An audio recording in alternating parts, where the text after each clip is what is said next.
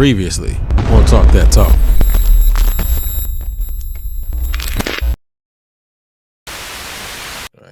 I mean, not Cushion. My bad. See, my brain is all messed up. Tay, there we go. Tay, have we dumbed down marching percussion?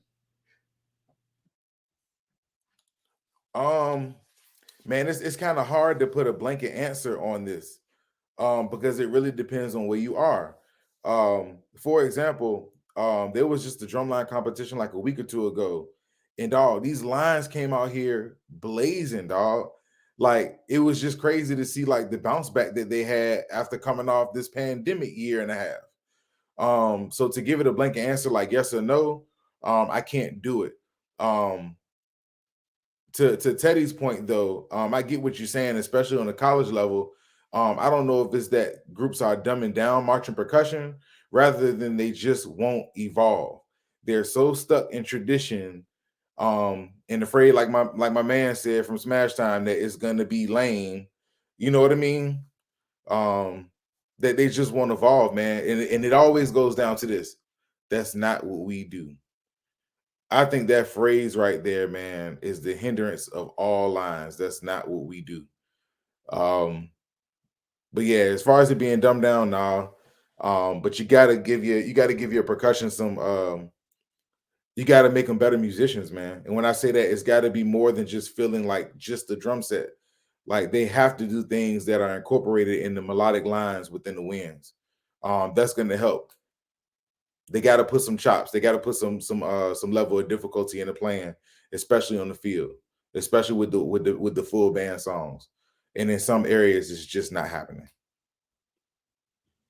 I would almost argue that probably is a problem with us. Period. When we go around, period, and just saying they ain't what we do, so I ain't gonna do it. I don't know, that may just be a us problem, but I mean, I've even seen a band do that before. I know that when we had our high school band day, I think it was at PV.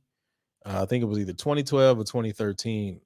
It was a high school band that showed up, and the drum majors, we were playing Swamp, and the drum majors were doing the little Swamp joint, and the drum majors from that particular school was like, that ain't what we do, so we ain't doing it. And the whole band was like, we good. Like, I just think that's lame, period.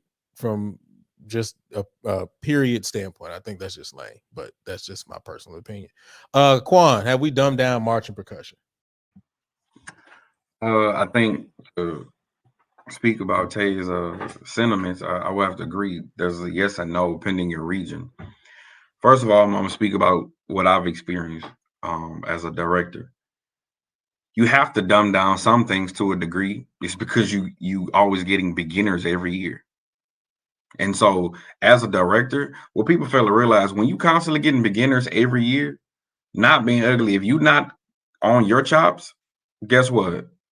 Like your chops is at beginning level too, because you're constantly teaching that. Now you can perfect the beginning aspects of it, but think about it like this: when you're in 6th grade and that student, selects percussion, and they start off on those 2 mallets, that bell kit or whatever, and then they go to their sticks and whatnot. They don't have Ralph Hardemans. They have 2 B-side sticks with their little packet kit with their mallets and the timpani mallet pack, so forth and so on. You go from there, you transition, and then the rhythm reading gets harder, so forth and so on. Once they hit 9th grade, they doing 2 mallets. By the time they get sophomore year, we talking about timpanis, multi-percussion, 4 mallets by the time they graduate. That's the ideal situation, right? Most of these people you see now, as a freshman or sophomore, they walk in and be like, say, bro, I want to play. Well, what do you want to play? I mean, it don't matter. And honestly, because you're trying to build your program, you just put them where you need to see fit. And you're trying to teach them how to read if they're in your class due to scheduling issues, if you can see them after school because of the various things that you have to deal with at sometimes urban schools or low socioeconomic schools.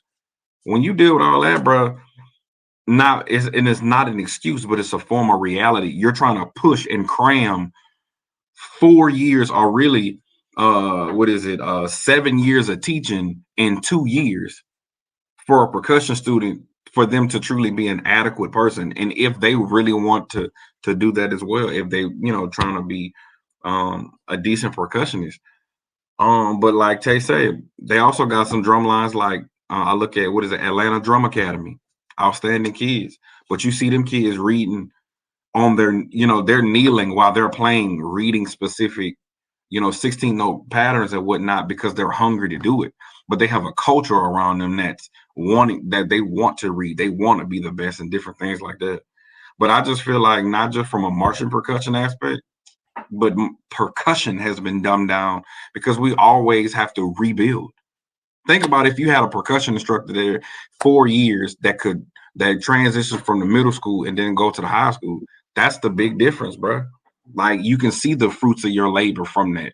You can truly have a percussion ensemble in high school when it's structured like that. I always go back to structure. I always go back to, your infrastructure. What is your middle school doing? And then at the middle school level, sometimes some of us, we have traditional drum lines at the middle school level, and all they doing is beating the hell out the drum. And then when you try to put some notes in front of them, they be like, say, bro, I really didn't want to do that either. So now I got to fight with the kid about learning how to read music. So it's just a lot. So yes and no, bro, depending on where you at. Hey, I'd have to say Dante definitely changed my point of view, but I gotta stand how I feel. Cause when he was talking, what he said, it was like everything I was gonna say. I was like, damn, bro, he right. You know what I mean? But